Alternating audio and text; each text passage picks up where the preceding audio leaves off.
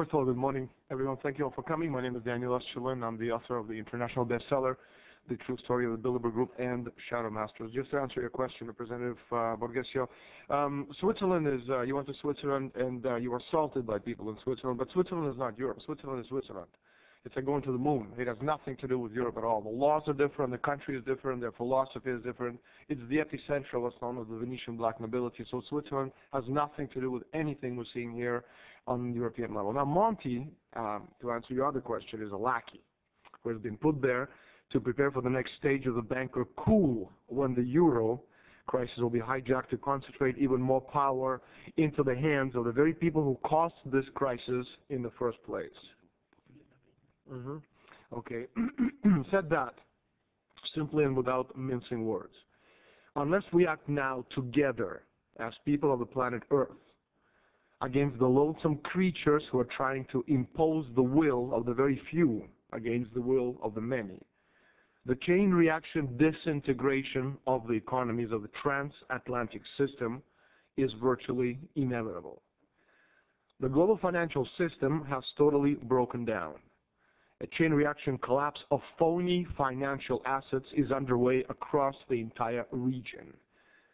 The entire transatlantic system is imploding under the weight of $1 to $2 quadrillion in speculative financial assets, which can never be paid no matter how many multi-trillion-dollar bailouts are imposed by the Obamas, the Blairs, the Camerons, or the Sarkozys. All they can do, and this is what they're doing, is murder the population of subject nations with austerity while vaporizing any semblance of national sovereignty. This, of course, has been predicted by a forecast by American physical economist Lyndon LaRouche quite some time ago.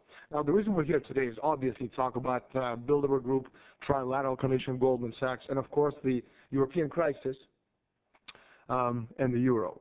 Now, this is a very different kind of war which we've faced before. This is an asymmetrical war in a sense that governments are not running this operation, but rather world corporations. I'll repeat this. This is an asymmetrical war. Governments are not controlling this. They have completely lost control, and you've seen this on the world stage. It's a war, it's an operation run by world company corporations. In other words, what you're seeing right now is a government not run by corporations running the operation. Let me give an example, Italy. Now, we've seen a lot of Mario Monti on the covers of major newspapers and major magazines trying to give this unelected fool legitimacy. Now, Monti is a bastard child of Fondi financial interests. Not only is Monti a former European commissioner, but he's also an international advisor to Goldman Sachs, one of the biggest and most powerful corporations on Wall Street, as well as European chairman of David Rockefeller's Trilateral Commission, and also leading member of the Bilderberg Group. Now, Monti is a lackey, again, who has been put there to prepare the next stage of the bankers' coup in this European crisis. But he's not the only one.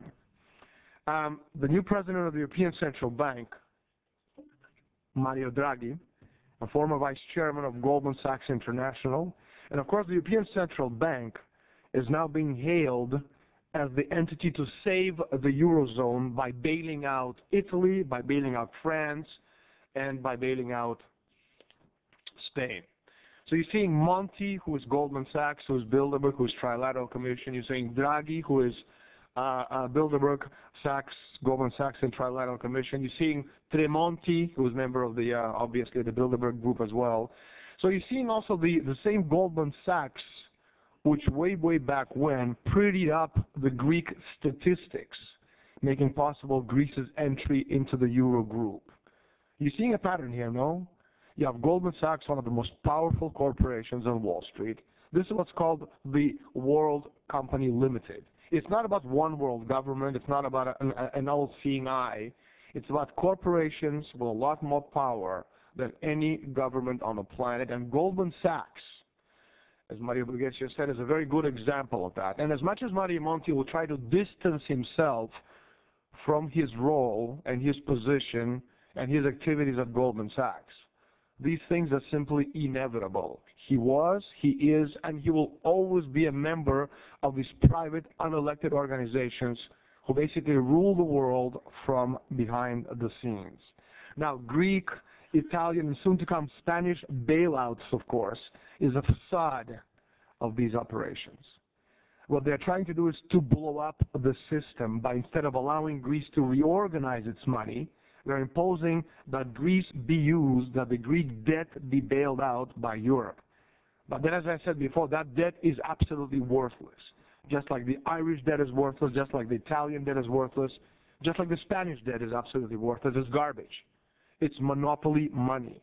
So asking Europe, which is in the throes of a financial meltdown, to absorb an unpayable debt, which they never, ever can repay, means you're going for sure to destroy Europe. And it is being done on purpose because nobody, not even Barroso, who's a moron, believes that Greece, Ireland, Portugal, and Spain can be saved. Now, there are strings attached to a lot of these operations of trying to save these nations. And the strings attached to this particular bailout, which we're seeing right now, will accomplish precisely what the Eurocrats wanted all along. A closer-knit political union, as Merkel called for recently, a federal superstate at the cost of European nation-states, surrendering control over their economies to unelected United Europe dictators like Herman Van Rompuy and his moronic sidekicks, José Manuel Barroso. Now, back in 2009, at the Bilderberg conference, and I reported this in 2009 with my Bilderberg report, I said that one of the solutions to the crisis, well, the people who met at Bilderberg, and amongst them, of course, Monti and Draghi and Tremonti and all these individuals, well, the idea of creating two Europes. On the one hand, the Europe, the first division, where you have the France, Germany, etc., nations who can actually pay their way, and on the other hand, the pigs, the Spains, the Portugals, etc. And we're seeing this right now. This is one of the key plans being put together by the people from behind the scenes. I have a lot more to say, but I think I'm going to stop, as I think there are people who want to ask questions. Thank you very, very much.